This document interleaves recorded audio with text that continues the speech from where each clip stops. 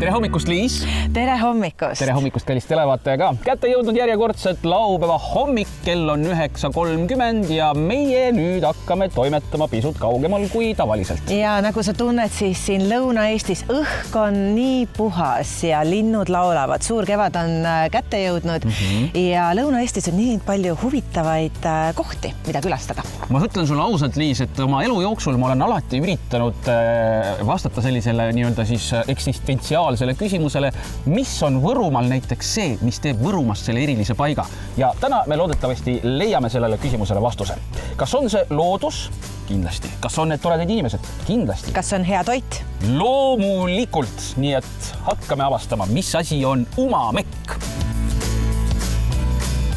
Liis, meie Võrumaa avastushetke esimene vahepeatus on ühes väga eksklusiivselt ägedas looduslikus paigas. See on Piusa ja me oleme praegu jõudnud siia Piusa külastuskeskusesse ja ma tunnestan sulle ausalt üles, tunned lõhna? Ma mitte ei tunne, vaid ma näen ka, mis seal lettide peal on, need kohalikud koogid ja joogid ja issand jumal, see on nagu paradiis. No minul on tekkinud tung. Kuhu? Minna. Mina lähen kööki, sina aga avasta enda jaoks seda ägedat kohta, sest ma arvan, et sa vist ei ole väga siin külas. Ühe korra olen käinud, aastaid tagasi. No võt, tavai. Kuule lippa. Umamekk, oluline sõnapaar, mis Võrumaaga kaasas käib. Mida see tegelikult tähendab? No, Umamekk on tõesti siin Vana-Võromaal juba tuntud bränd. Eesti keeles tähendab see siis oma maitset, ehk siis me räägime siin kohalikust toorainest, kohalikest inimestest, kohalikest maitsetest. Teil on hästi oluline hoida see kohalik maitse au sees ja aprillikuus toimub teil ka Umamekki restorani nädal. Just nii, Umamekk Kevad Gourmet toimub 10. kuni 19. aprillini. Meil on siin meie piirkonnas Vana-Võromaal on siis 10 restorani, kes siis kõik teevad kohalikust toorainest erimenüü ja pakuvad inimestele siin maitseelamusi. Meil on 10 restorani, kes kõik on oma näoga, et meil on siin näiteks Piusas on külastuskeskuses kohvik, aga meil on ka kodukohvikuid, meil on ka tunnustatud restorane, et selles mõttes igaühel on võimalik valida just selline menüü, mis neid kõnetab. No kui ma lähen Peipsi äärde, siis ma tean, et seal on teemaks kala. Kas teil siin samas Võrumaal on ka midagi, just mis teie kööki ja teie toitu eelkõige iseloomustab? Ja Vana-Võromaal on kindlasti sõir väga oluline, et sõir on ju Euroopa geograafilise tähise saanud põhimõtteliselt sama, mis šampanja siis Prantsusmaal, ehk siis kõik, kes sõira teevad või peavad seda tegema siin samas Vana-Võromaal või Setomaal, et kõik igal pool mujal on see köömnejuust. Ehk siis see sõir on meil siuke traditsiooniline kohalik toit, aga on ka muidugi hanja, on ka karask, odrakarask siis täpsemalt, et ja kindlasti on meil siin väga palju kohalikke veinitootjaid, mis on piirkonnas, siis on tänu selle piirkonna loodusele.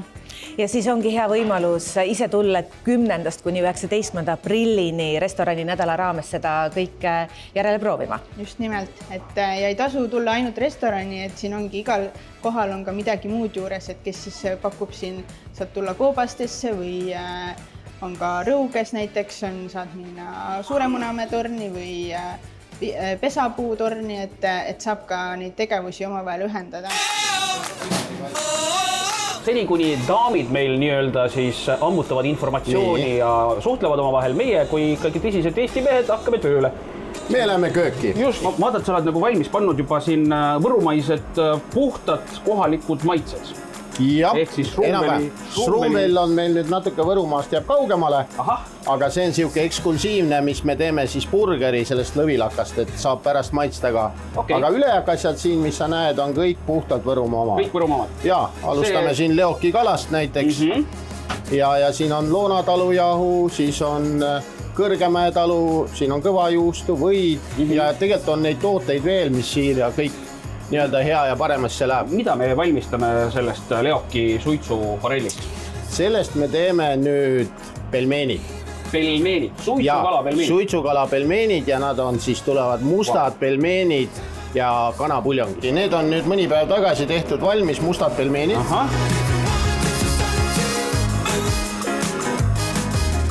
Paneme ta siit siis minema.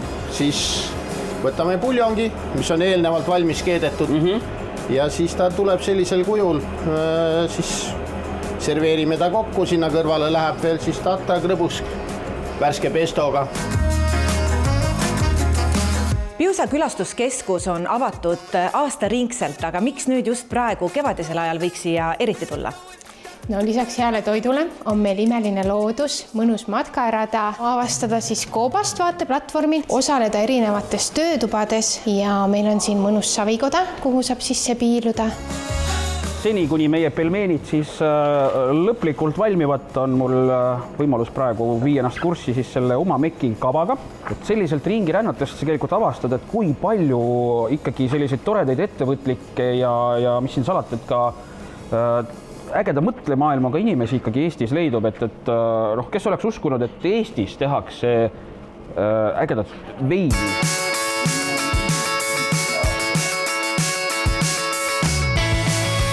Suitsukala pelmeenid, no ma tunnistan ausalt üles, et ma olen oma arust nagu väga palju erinevaid põnevaid toite elus proovinud, aga suitsukala pelmeene pole kunagi ennem söönud.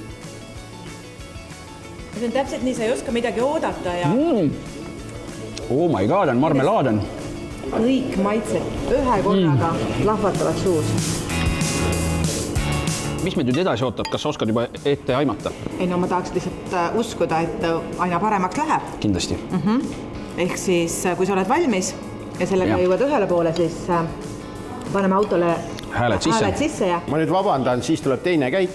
Erki, sa oled Võrumaa busse liikumas näinud?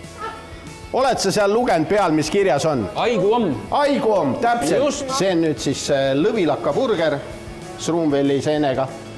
Siis on parmesami kartulid, siuke väike kaste kõrvale ja kõik head paremad, nii et laske maitsta. Head isu. Alustan nendest kartulitest. Proovi, kui julged. Ma ei tea, kas ma kannan sulle. See on kunstiteos.